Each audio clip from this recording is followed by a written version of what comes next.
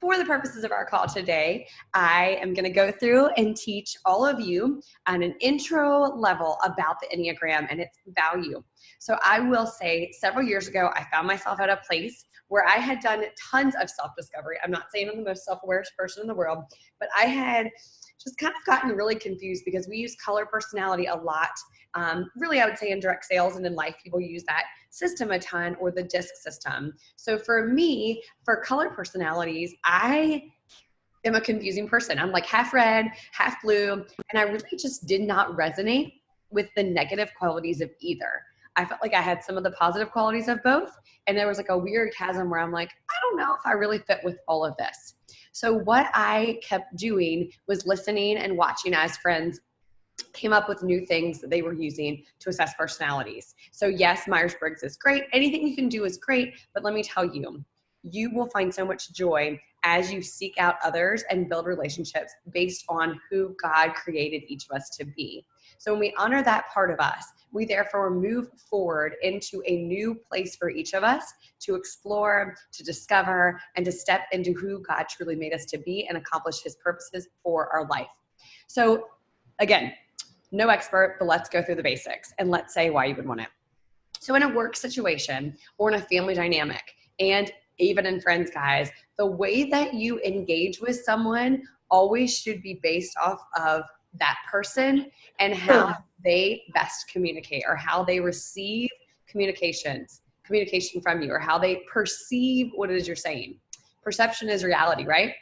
That's something I was taught a long time ago, and I kind of laugh now because when I say that, I'm like, perception's reality, because we literally all see the world from a different lens. I'm going to say it again. We all see this world from a different lens. We actually do not have the same lens at all, and the way we perceive the world is very different for each of us. So the Enneagram was developed to give you 9 distinct personality types, each with a number on the Enneagram denoting one type.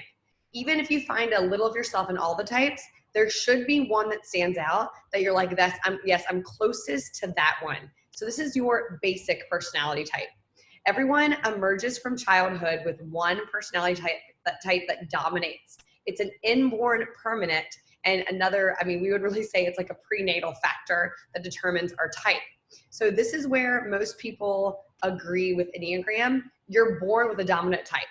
So when you're born, you have a dominant type. That is what you act like. Most people will go back and see in childhood. And so we're born with it. So this inborn orientation largely determines the way we see our childhood, the way we grow up, the way we see the world around us, and we learn to adapt to our environment with this personality type.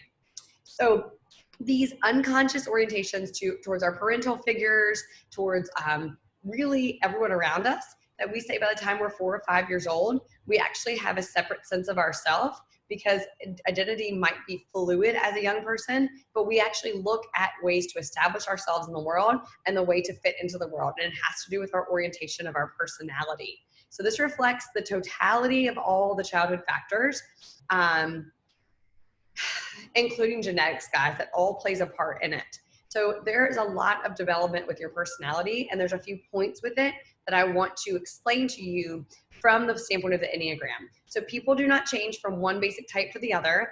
It's not fluid. The description of the personality types are universal and apply to all types. There's nothing inherently male or inherently female. Not everything in the description of your basic type will fit in with you at all times, because you do fluctuate amongst the healthy, average, and unhealthy traits of your personality type. And the Enneagram uses numbers because numbers are neutral value. So use your number more than the descriptor. So unlike labels that are like used a lot in psychiatry and other forms that we talk about mental health with, a person can judge one or the other as better or worse. And I want to tell you something.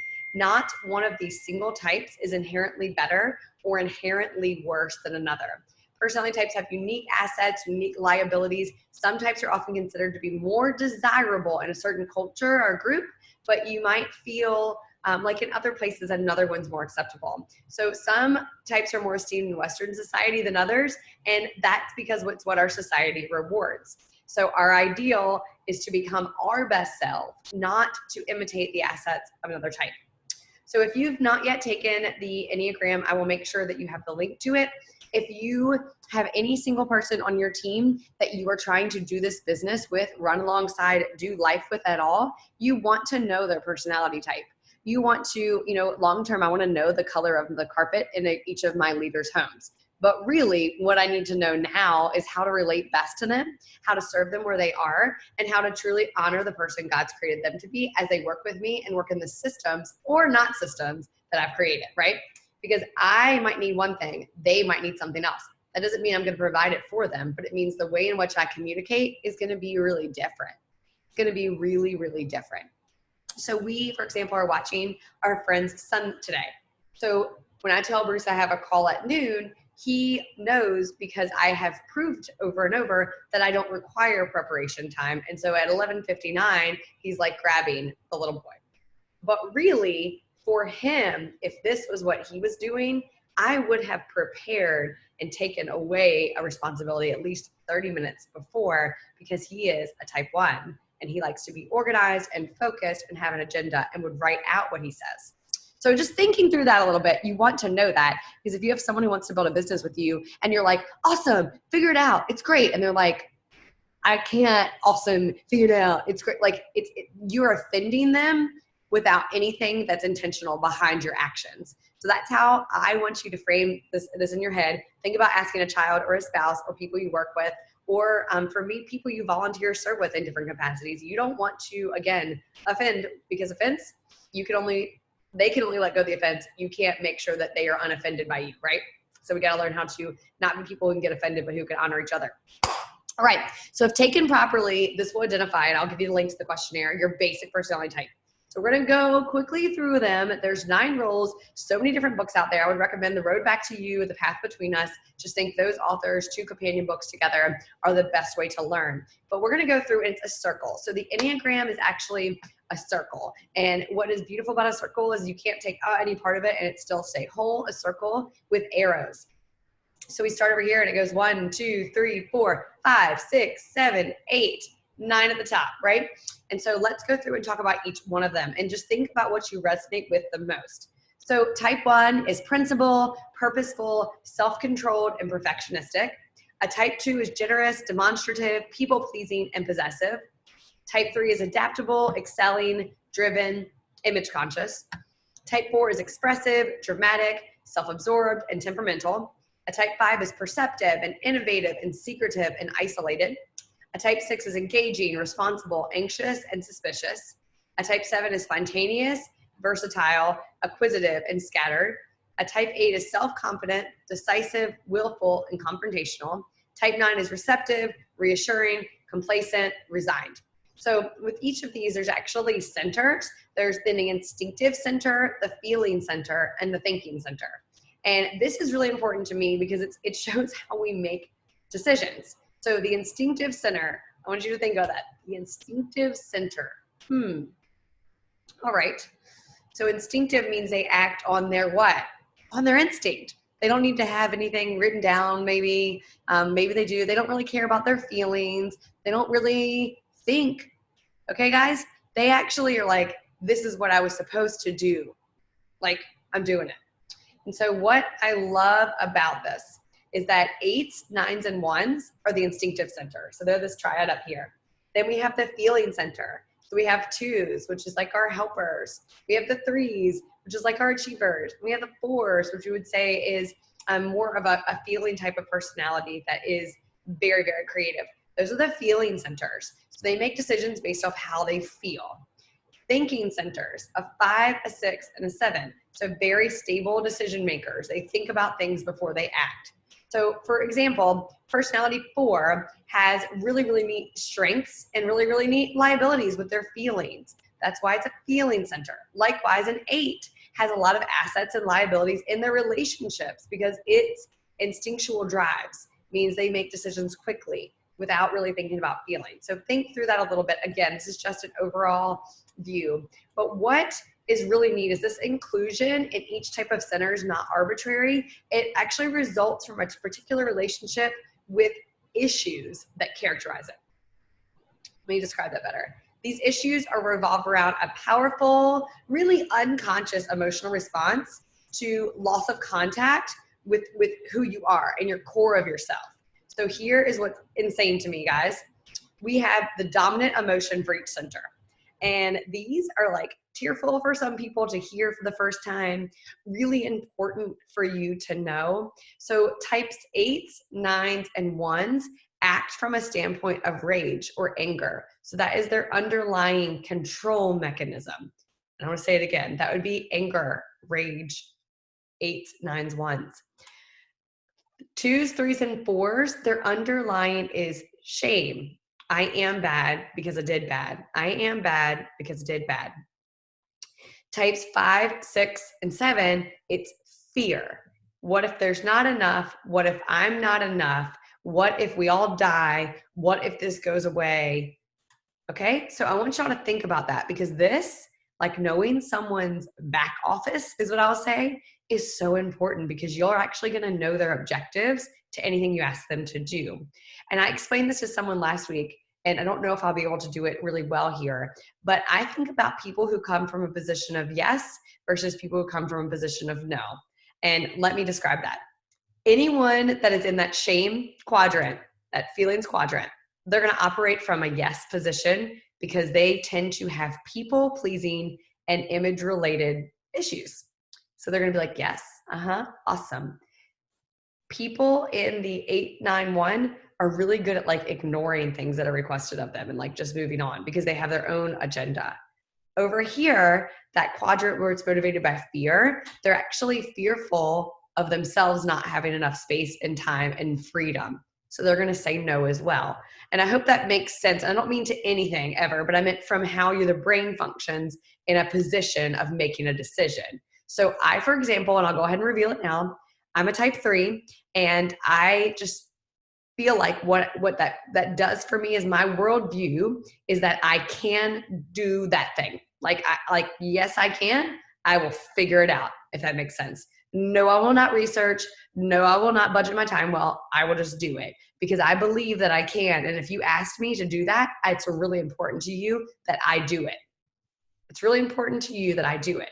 I don't always do it well, but that's kind of where really like 2s, 3s, 4s, you're going to say, I bet you will find yourself operating from a position of yes. And the other numbers, your outlook on the world is probably no, because that's mine, right? Like, as in not selfish, but like, that's my time, that's my organizational capacity. Like no, until it's my decision to move forward with that idea. So each type has a particular way of combating their dominant emotion center. I love this. I'm actually going to talk about it because I think it's really, really interesting. So 9s deny their anger and instinctual energies, and they basically say, what anger? I'm not a person who gets angry, because 9s are usually really out of touch with those things because they're peacemakers and they're really threatened by that energetically. Like, they're threatened. 9s get angry, but they try to stay out of their darker feelings. So they have an idealized relationship and view of the world. 1s control and repress their anger and their instinctual energy. They feel like they must stay in control of themselves, especially their impulses, or they feel angry at all times. They would like to direct these energies accordingly and really, really make it so that they are the person using the energy when they want to. So that's how they get very like a super ego, or the source of their structure. They're so hard on themselves that they're actually harshly viewing others. 8s, they really act out on their anger and instinctual energies. In other words, they feel anger building, and they're going to act out on it immediately in a physical way. They tend to raise their voices a lot because they think people can't clearly hear them, and they give themselves permission to express their anger physically and emotionally. Feeling center. So 2s usually attempt to control their shame by getting other people to like them and think they are good people. They also want to convince themselves that they are good, and they love people by focusing their positive feelings for others while repressing their negative feelings for others and themselves. A big one is that resentment builds in 2s by not being appreciated enough. As long as 2s get positive emotional responses, they feel they're able to control that you're not enough, you're not good enough feeling of shame. So fun, right? But I want you all to think about which one you resonate with. It is so, so powerful to unlocking, and so powerful to unlocking this in others. 3s try to deny their shame, and potentially they're the most out of touch with the underlying feelings of inadequacy. 3s learn to cope with shame by trying what they believe to be a valuable, successful person would be like. Thus, threes are great performers. They perform well and they believe it's even acceptable and they're outstanding and when they perform in this way. They're often driven relentlessly in the pursuit of their success as a way of starving off feelings of shame and fear of failure. So fun. Fours attempt to control their shame by focusing on how unique and special their particular talent is, how their feelings, their personal characteristics, they're highly creative and individualistic. And as a way of dealing with their shameful feelings, they actually succumb to the feelings of inadequacy and they cultivate usually like a rich, romantic fantasy life where they don't have to deal with whatever is drab and underlying within them. In the thinking center, so it's like these are the rational people, right? Fives have fear about the outer world and their capacity to cope with it. So they withdraw from the outer world and draw into themselves. Usually fives are pretty secretive, isolated loners, and they use their minds to penetrate into the nature of the world. They hope that they will understand reality on their own terms and that they can rejoin the world and participate in it, but they never know how to have the confidence to do it. So they usually involve themselves with increasingly complex inner worlds and things like numbers because they are concrete. Sixes exhibit the most fear of all three types, largely expressed as anxiety, which causes them to be out of touch with their own sense of inner knowing and confidence. Sixes have trouble trusting their own mind. They do not think they're making decisions and they're constantly looking outside of themselves for something to make them feel sure, right? They turn to philosophies, beliefs, relationships, and they tend to crave security structures and they are doubtful and anxious and they often begin to doubt the people and beliefs that they've turned to for reassurance. So they doubt a lot. Sixes also respond to their fear and anxiety by impulsively confronting it, defying their fear in an effort to be free from it. So getting over their fears physically is something that you will usually find a lot of sixes trying to do. Sevens have fear about their inner world. They fear loss, pain, deprivation, and general anxiety.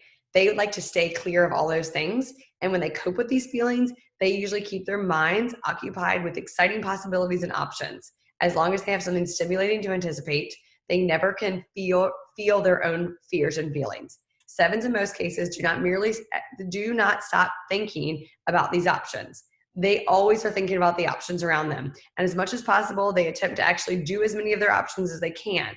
Thus, sevens are found staying on the go, pursuing one experience after another, and keeping themselves entertained and engaged with many of their ideas and activities. All right, so you got a basic type that we've gone through a little bit. And if y'all are like, this sounds so painful. So I resonate a lot with the negative qualities of the three. And we'll talk a little bit more about the positive qualities. But like for me, I totally fear failure because I believe that when I fail, I am failure. I have worked on that, but I mean like my inner monologue and the way I view the world is like, if I try this and I fail at it, I can always make myself look amazing because I know how to spin things and I know how to paint a beautiful picture. But really the way I feel is I like feel the failure for a long time and I will keep failing. I'm not scared to try things again. It's more that just like I define my view by other people placing value on what I do more than who I am. And that's just fun, right? So that's a negative part that I resonate with. So what I didn't resonate with, so like I thought I was a 7 before I took the test. I didn't resonate with the negative parts of a 7. That's how I was like, oh yeah, you're not one. Because the negative parts of a 7 are you don't like to feel pain and you don't like pain.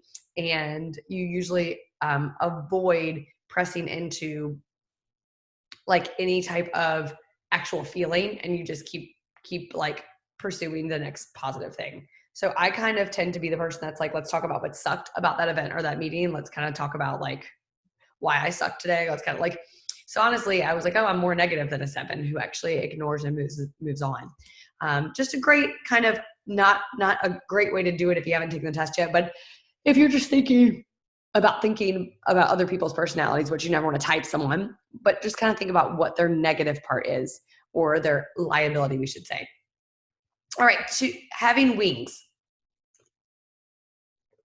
Everyone's a mixture of your basic type and usually one of the two types beside it. So if you're a 7, you could have an 8 wing or 6 wing. So this basic personality type dominates, and the wing's like the second side of your personality. We really have to take good consideration to better understand you or someone else. So if you were a 9, then you would have a 1 wing or an 8 wing. And your personality as a whole can be best by understanding that 9 blended with that 1 or blended with that 8. So we have found with our team, with talking to families, that a lot of individuals seem to have both wings, but really some can also have like none of the wings, and they're like really that type. So again, like 80% of people, 1 strong wing dominates. Maybe 10% of people, a little of both, and it's hard to figure out. And then there's some people who really just don't resonate with the wings at all. They really just feel like they're type. Okay, here we go. With your wing, observation will lead us to say that when you find out what type you are and you find that you don't resonate with maybe some parts of it, I want you to think about those wings, so either side, and learn a little bit about those personalities and see what place you operate from. So I for sure have a 2 wing, not a 4 wing. And I know that because the creative parts of me come out through business ideas and words out of my mouth. They don't come from a lot of creativity that is done alone, right? Like journaling. I mean, I kind of do it, but not creatively, like bullet journaling or like crocheting or like painting. They aren't things that I enjoy doing as a way to express my inner self.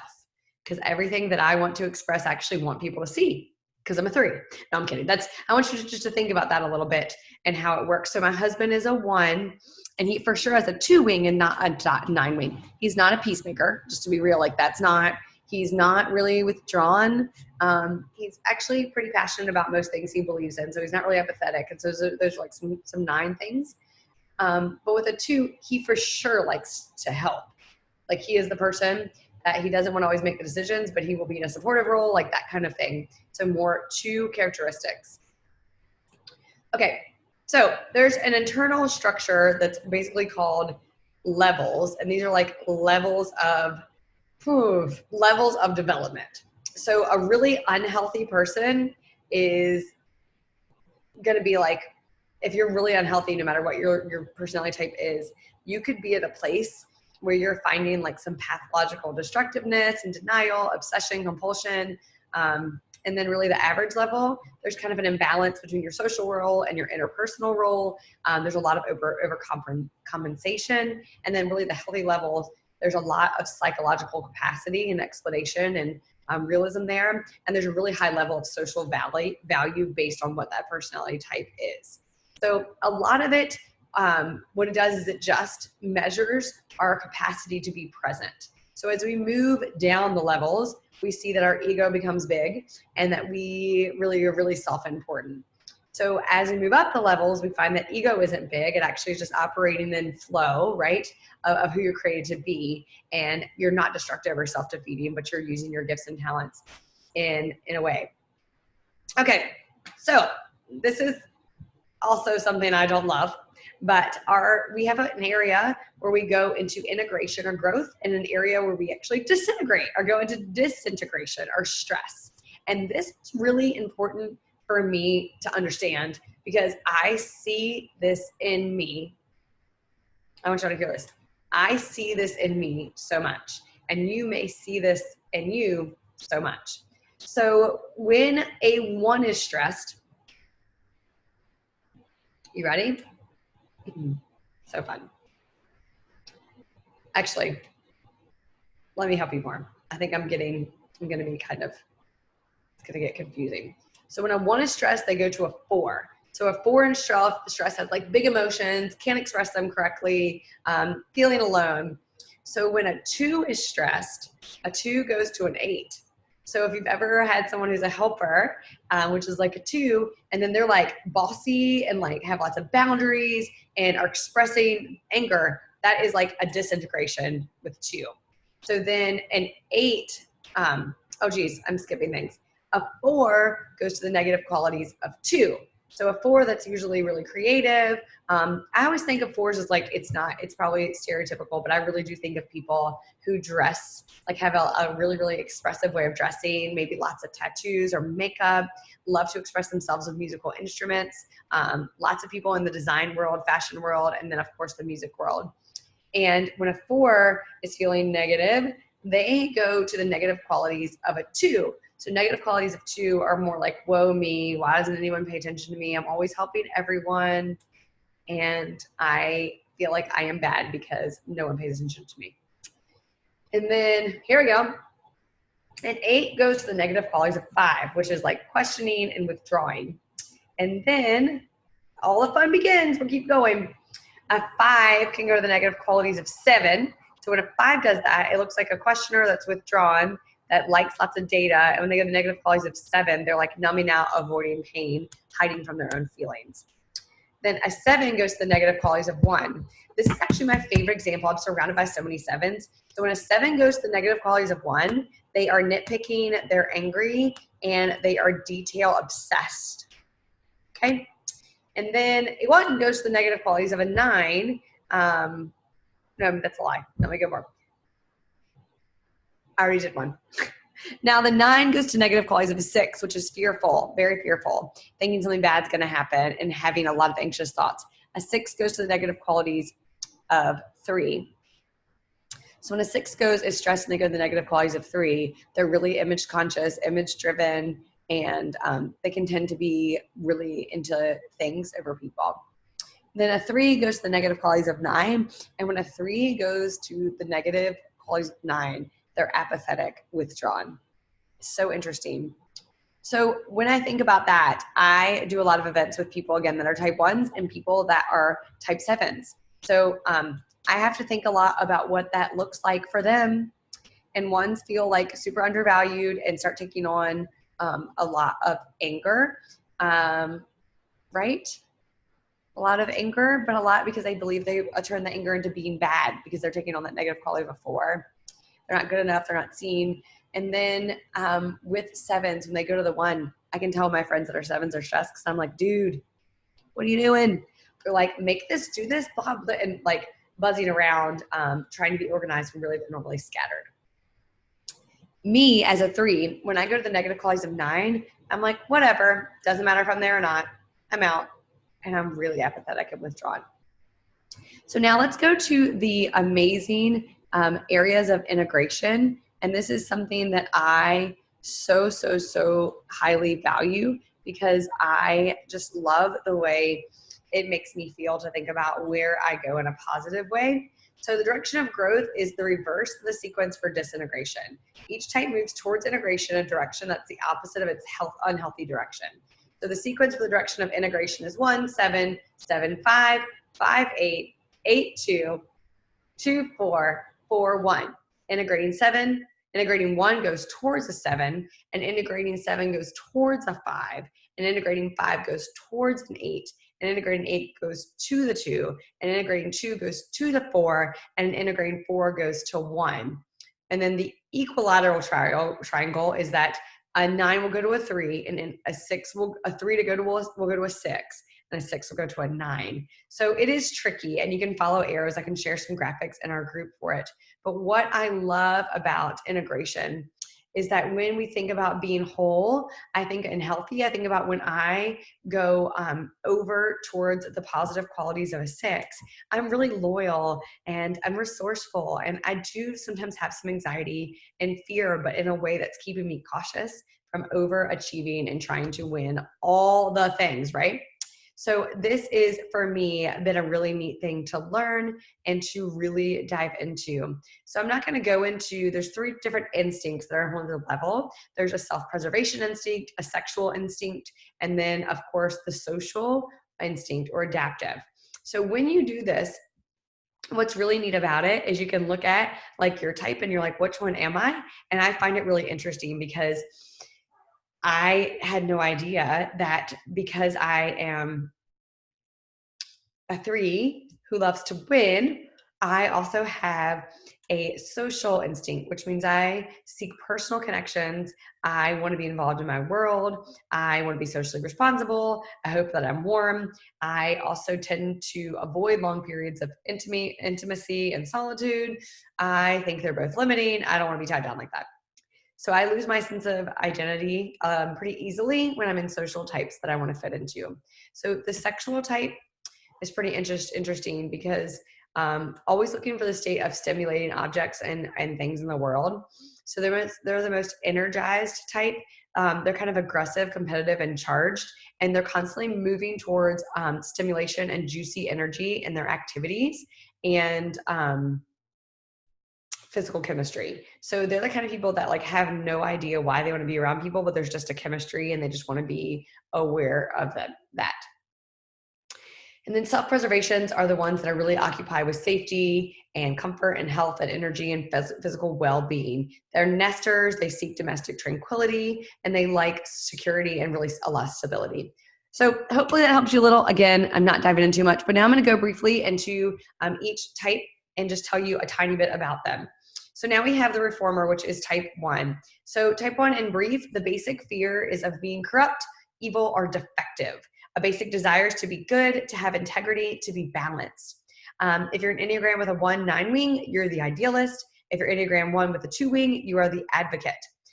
Key motivations is that you want to be right, strive higher to improve everything around you with consistency to your ideals. You justify yourself. And when moving in the direction of stress, methodical ones become moody and irrational at 4. When they move into the direction of integrity, critical ones tend to be spontaneous and joyful. I love that. So this is really called the reformer because they have a sense of mission and tend to want to improve the world around each of them using whatever degree of influence you have. So idealism has inspired so many ones. I love ones.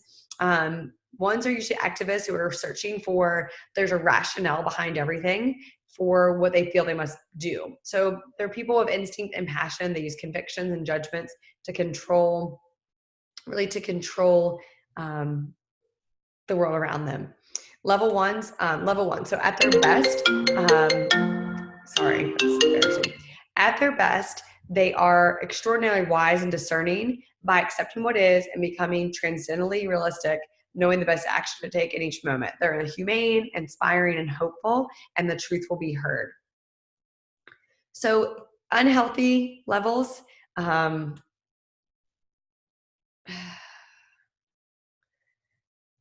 don't even love this because it's kind of sad, but unhealthy at level 7, 8, and 9.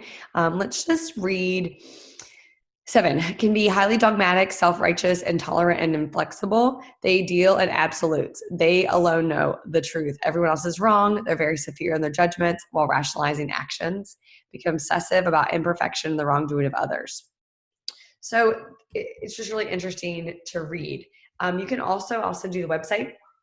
You can click on compatibility with each one and misidentifications with it. There's also some addictions. So type 1s tend to like to drink to relieve tension. They have undereating for self-control, and they tend to use lots of like diet pills, enemas, all kinds of things like that.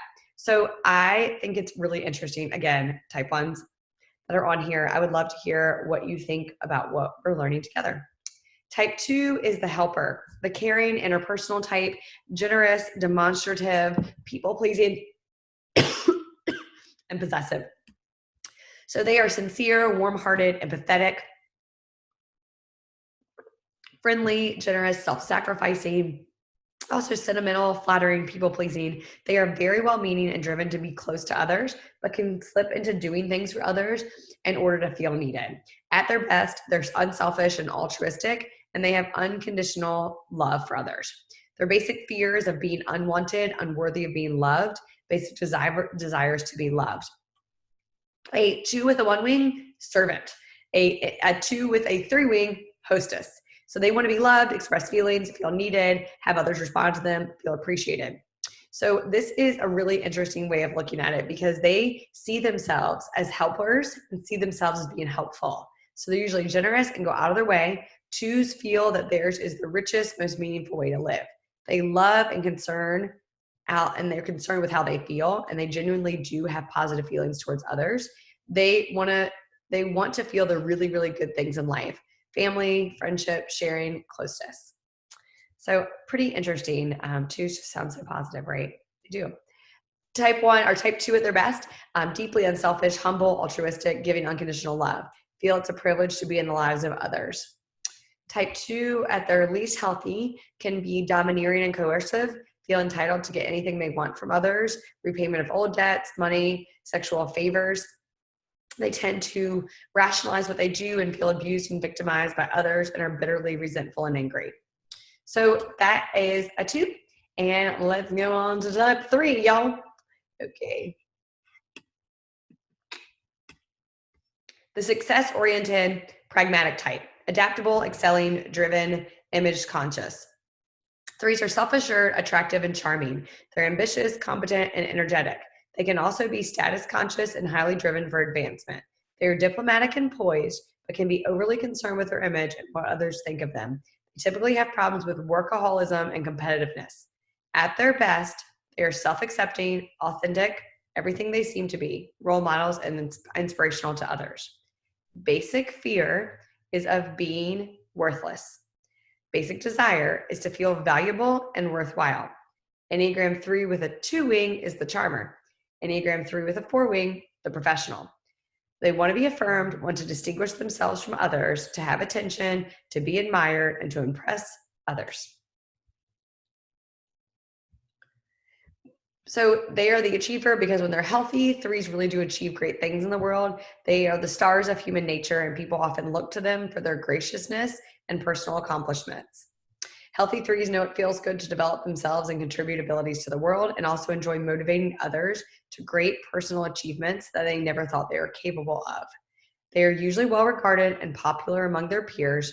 This person would frequently be voted class president, homecoming queen, because people want to be associated with the kind of person who acts as a stand-in for them. They embody the best in culture, and others are able to see their hopes and dreams mirrored in them. So type 3 at their best, self-accepting, inner-directed, authentic, everything they seem to be. Modest, charitable, self-deprecatory humor, and a fullness of heart. Gentle and benevolent. So at their least healthy, they can often be fearful and humiliated. They tend to be exploitative and opportunistic, covetous of success in others, and willing to do whatever it takes to preserve their illusion of superiority. They can even have psychopathic behavior, and they become vindictive, attempt to ruin others' happiness, and relentless. Great. Sounds awesome. Everyone wants to be that. Type 4s. These are the sensitive, individualistic type. They're often expressive, dramatic, self-absorbed, and temperamental. 4s are self-aware, sensitive, and reserved. They are emotionally honest, creative, and personal, but can also be moody and self-conscious, withholding themselves from others due to feeling vulnerable and defective.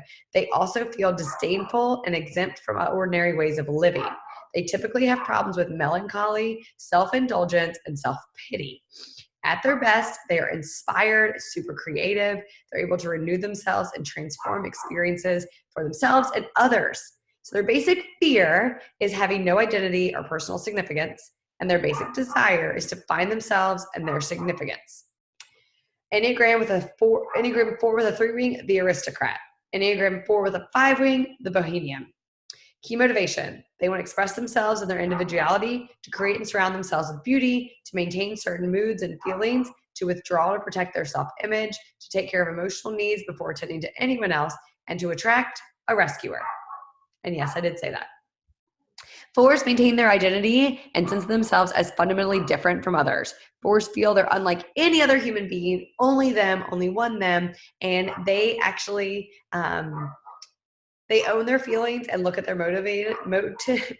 motives, contradictions, and emotional conflicts without denying or whitewashing them. So they really know who they are. They're the most self-aware than the other numbers. So they're usually talented, possess special one-of-a-kind gifts, but usually they're disadvantaged or flawed, and they know it.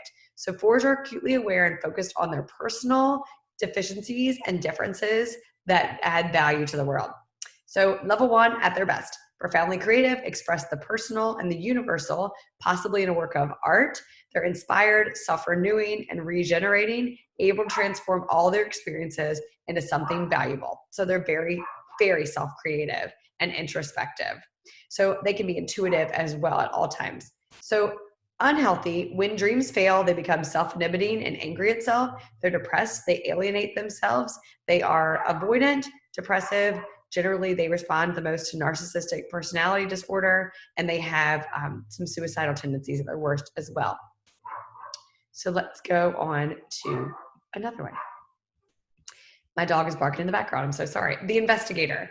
So this is the intense cerebral type, perceptive, innovative, secretive, and isolated.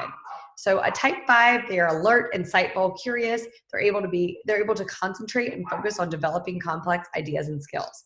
They're independent, innovative, inventive, and can also become preoccupied with thoughts and imaginary constructs. They become detached and they struggle with a lot, and they're very intense. They tend to have problems with eccentricity, nihilism, and isolation. At their best, they're visionary pioneers, often ahead of their time.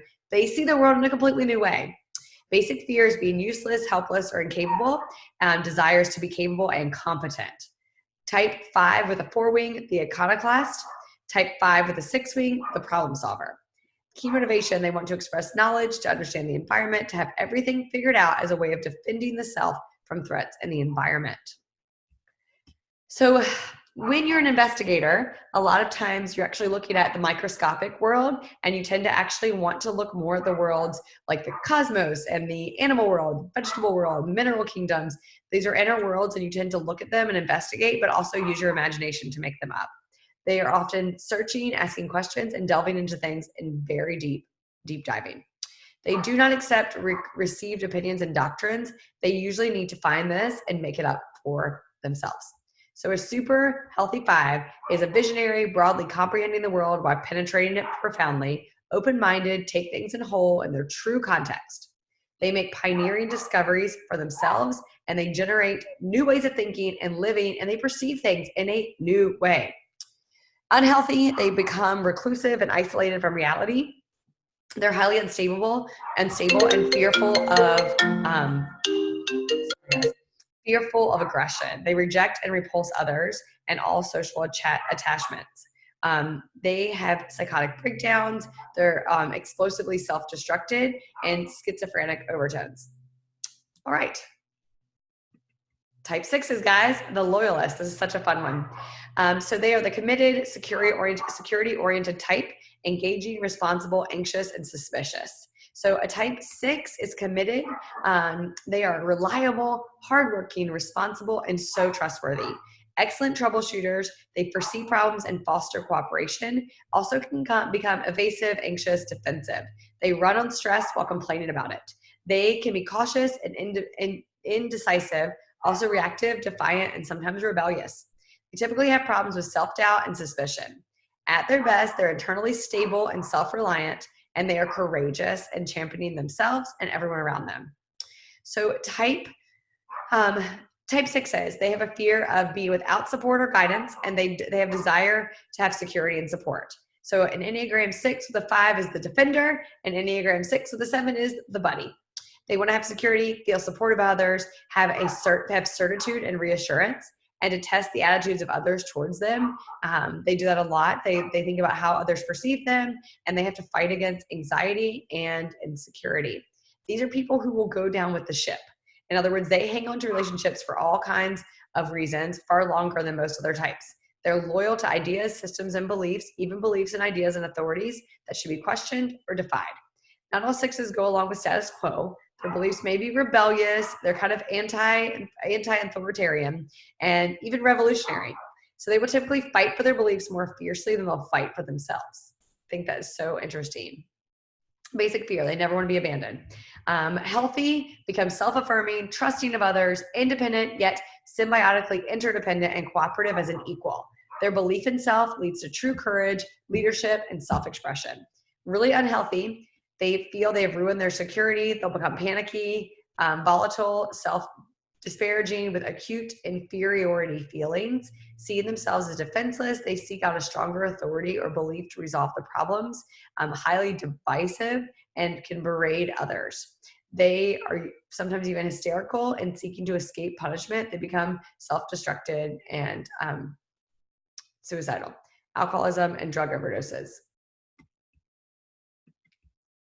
Okay. The enthusiast, y'all. Everybody wants to be one of these, right? The busy, variety-seeking type. Spontaneous, versatile, acquisitive, and scattered. 7s are extroverted, optimistic, versatile, and spontaneous. They're playful, highly spirited, and practical. They can also misapply their many talents and become undisciplined, scattered, overextended. They constantly seek new and exciting opportunities, and they become distracted and exhausted by staying on the go. They often have problems with impatience and impulsiveness. At their best, they focus their talents on worthwhile goals, and they are joyous and satisfied. They have a basic fear of being deprived and in pain, and a basic desire to be satisfied and content, to have their needs filled. 7 with a 6 wing is the entertainer. 7 with an 8 wing is the realist. They want to maintain their freedom and happiness, to avoid missing out on worthwhile experiences, to keep themselves excited and occupied, and to avoid and discharge pain at all times. We name this the enthusiast because they are legitimately always like a kid in a candy store, seeking adventure, curious, optimistic, and they look at the world in a wide-eyed way. They are full of anticipation about all there is to experience. They're bold and vivacious, pursuing what they want in life, and they're so cheerful. They have their best, they can best be described when you think of having like just a good amount of nerve, or they're always up for it. Their thinking is anticipatory. They foresee events and generate ideas on the fly, favoring activities that stimulate their mind. And they aren't always studious, but they are usually widely well-read and widely verbal. So 7s. At their best, they assimilate experiences in depth, making them deeply grateful and appreciative for what they have. They become awed by the wonders of life, joy, and they're ecstatic. They're highly responsive, acceptable, enthusiastic about every sensation, and stimuli brings immediate responses. They find everything invigorating. They're lively, vivacious, spontaneous, resilient, and cheerful. If they are in an unhealthy place, they are in a flight from themselves, acting out impulses rather than dealing with anxiety or frustrations. They go out of control. They're in erratic mood swings, and a lot of times they have compulsive actions. This also leads to bipolar disorder, and for a lot of them, self-destructive behaviors when they feel the pain of despair. Now on to 8s. The challenger. Have any challengers out there? This is the powerful, dominating type. Self-confident, decisive, willful, and confrontational. 8s are self-confident, strong, assertive, protective, resourceful, straight-talking, and decisive. But they also can be egocentric and domineering. 8s feel they must control their environment, especially people, sometimes becoming confrontational and intimidating. At their best, they're self-mastering. They use their strength to improve others' lives. They become magnanimous, inspiring, and heroic. Basic fears of being harmed or controlled by others, and basic desires to protect themselves in order to control their own destiny. Type 8 with the 7 wing is the Maverick. Type 8 with the 9 wing is the Bear. They want to be self-reliant, prove their strength, resist weakness, and to be important in their world, to dominate the environment, and to stay in control of their situation. We have named this the challenger because they actually like to challenge. They like to give themselves challenges as well as opportunities to do this with other people. They're charismatic and have physical and psychological capacities to persuade others to go in all kinds of directions with all kinds of endeavors. Starting a company, rebuilding a city, starting a family, running a household, waging war, making peace. 8s have a lot of willpower and vitality. They feel the most alive when they're exercising these capacities in their world. They have abundant energy and bring it into their environment. They want to leave a mark on it. 8s understand that strength, will, persistence, and endurance will be great qualities for themselves. This is usually found from a very young age. At their best, they become self-restrained, magnanimous, merciful, forbearing, mastering self through self-surrender to something higher, like believing in authority. Courageous, may achieve true heroism and historical greatness. Very self-confident. If they're unhealthy, they develop delusional ideas about their power, invincibility, and ability to prevail.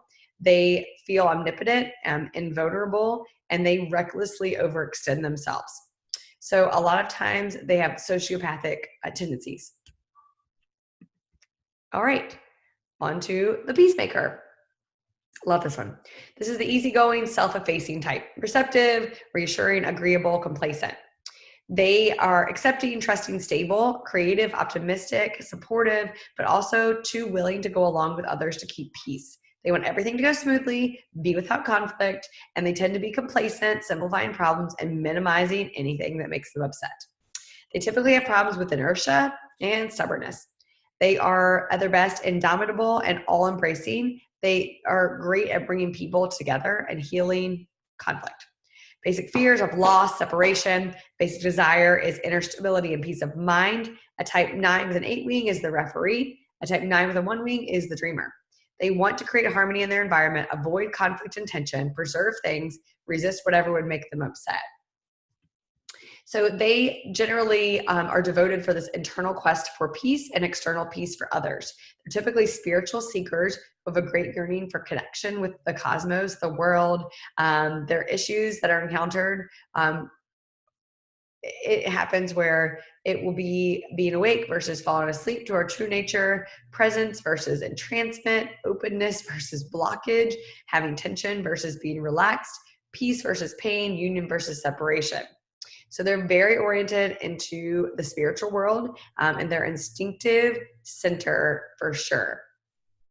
I really enjoy 9s because that is something that's unique. That's unique to the world. Like most of us are not good at healing the world, creating peace, and doing two different or bridging a chasm like that. So at the healthy levels, they're self-possessed, feeling autonomous and fulfilled, have great contentment because they are present to themselves. At one with themselves, they're able to form profound, real relationships. They're intensely alive, fully connected to themselves and others. Very receptive. Unhealthy, they're wanting to block out awareness of anything that could affect them. They disassociate so much, they eventually can't function. They struggle with numbness and codependency and personality issues. Sometimes also multiple personalities can be possible. They abandon themselves and become very disoriented with the world. So those are just some basic things going on right there with all the personality types. Guys, this is just a overall, here's the Enneagram. Let's figure it out together. Let's grow along with this. And I am telling you, you will honor the people in your business so much, because what you are truly going to do is find out who they're created to be and help this opportunity fulfill those desires and those actual God-given passions in them and gifts and talents and treasures. So I can't wait for you to dive deeper. I'm going to post this recording and let's just get everyone on our teams to be taking this and just really bring us to a place where we know who we are, we know where we're going, and we're going to do it together. Thanks, guys.